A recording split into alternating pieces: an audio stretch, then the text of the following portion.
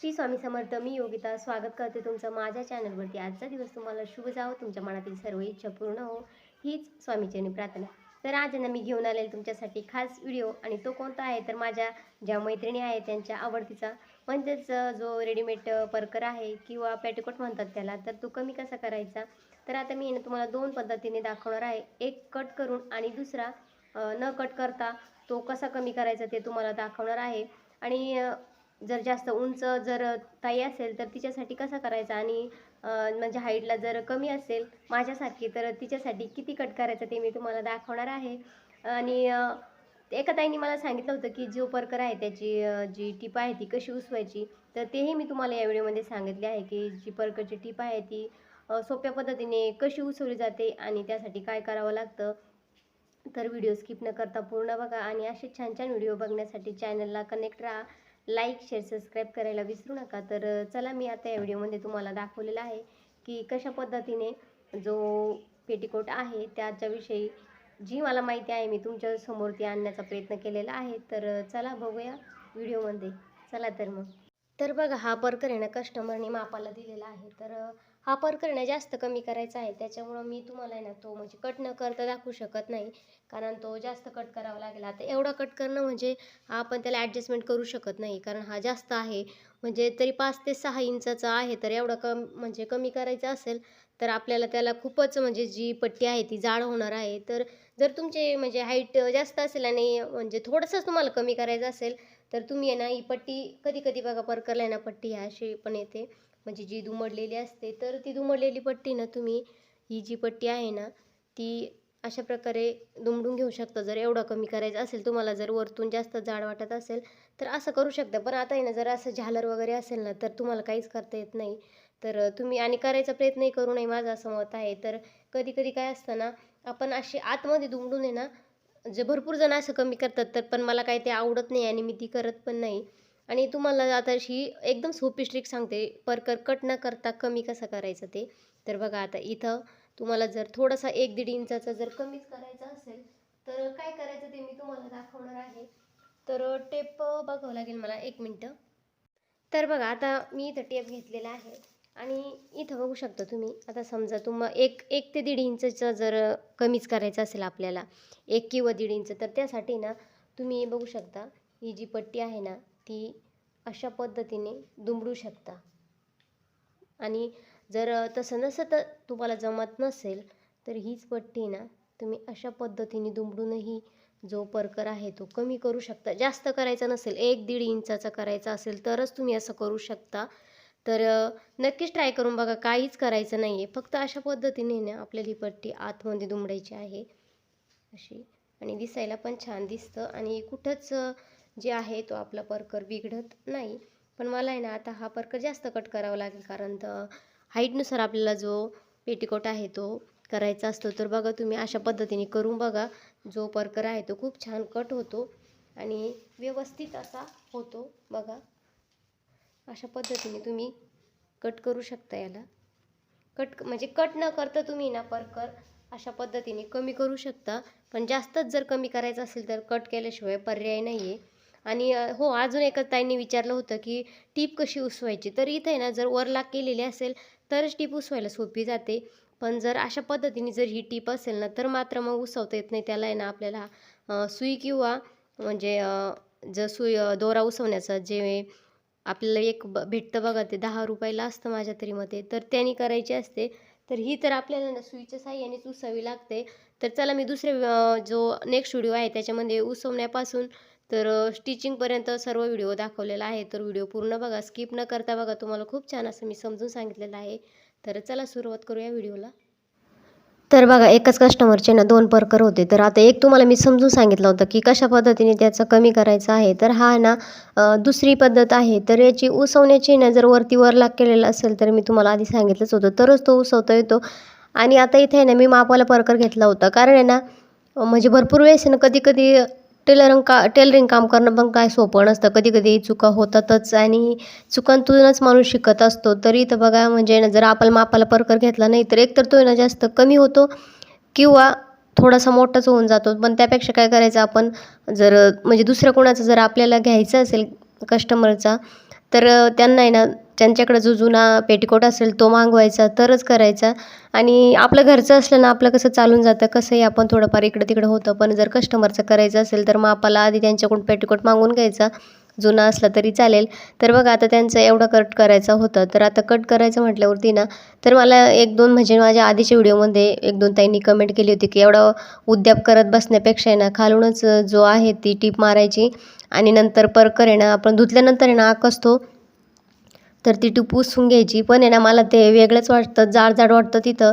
तर मी तसं काही करतच नाही. झालं थोडासा आहे ना म्हणजे आपल्याला त्रास होतो, पण परकर म्हणजे एकदम फिनिशिंगमध्ये येतो, कुठेही कमी जास्त होत नाही. तर बघा इथं मी कट करून घेतलेला आहे आणि त्याच्यामधली जी नाडी होती ती काढून घेतलेली आहे. तर तुम्ही हा उरलेला कपडा आहे ना याचा पण यूज करू शकता. तुम्ही याला आहे ना डबल जॉईंट देऊन आहे ना याची पण तुम्ही नाडी बनवू शकता. तर बघा इथे आहे ना आता याला वरलाक नव्हती, त्याच्यामुळे ना आपल्याला टीप पुसवावीच लागेल.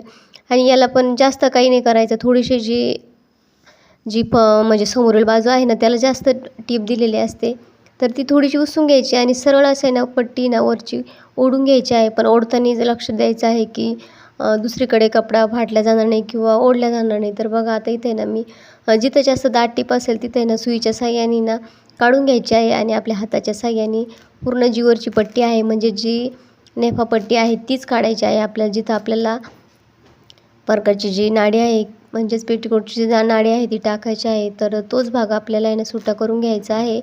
आणि माप घेतलं होतं तर माप आहे ना थोडंसं घेताना अर्धा 1 इंच वाढवच घ्यायचं आहे, कारण आपल्याला टीप मारायला पण लागतं. आणि नंतर परकर धुतल्यानंतर थोडासा म्हणजे आक असतो, काही काही परकर आक असतात. तर जर चांगले जर असले तर ते म्हणजे त्यांना काही होत नाही, पण कधी कसं क्वालिटीवरती असतं. तर बघा इथे मी थोडेसे पण उंची वाढवच घेतलेली होती आणि इथं पट्टी आता आहे ना पूर्णपणे आता बघू शकता तुम्ही मोकळी करून घेतली होती.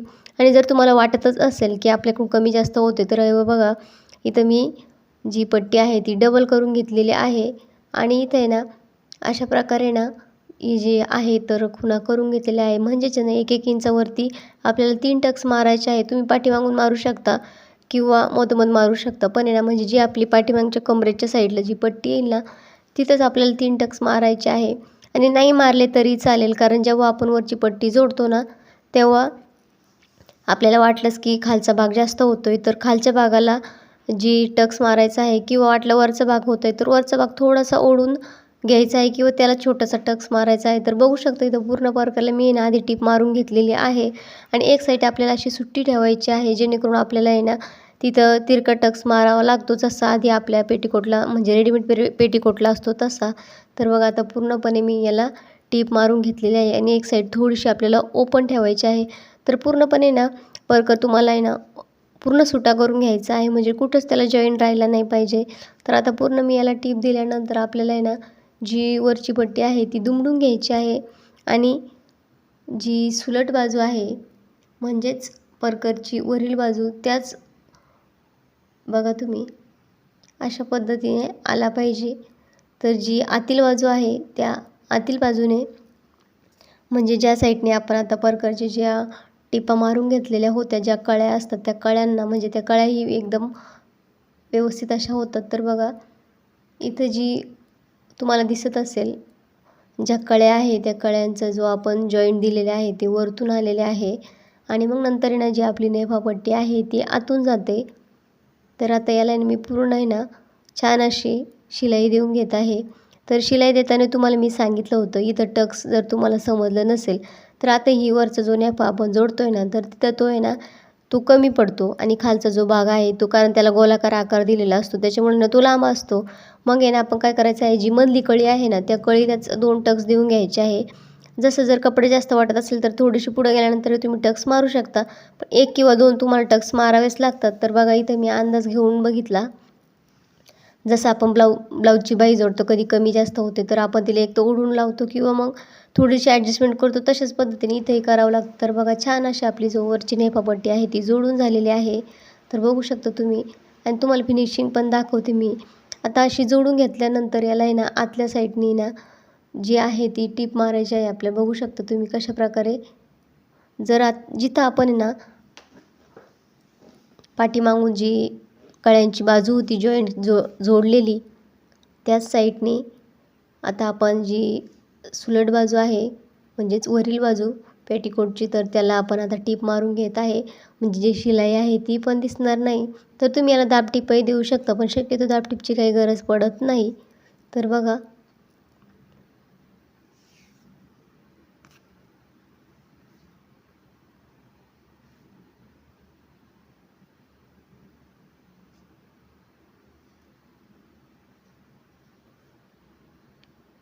तर बघा पूर्ण मी टीप मारून घेतलेली आहे आणि आपला आता परकर मस्त झालेला आहे.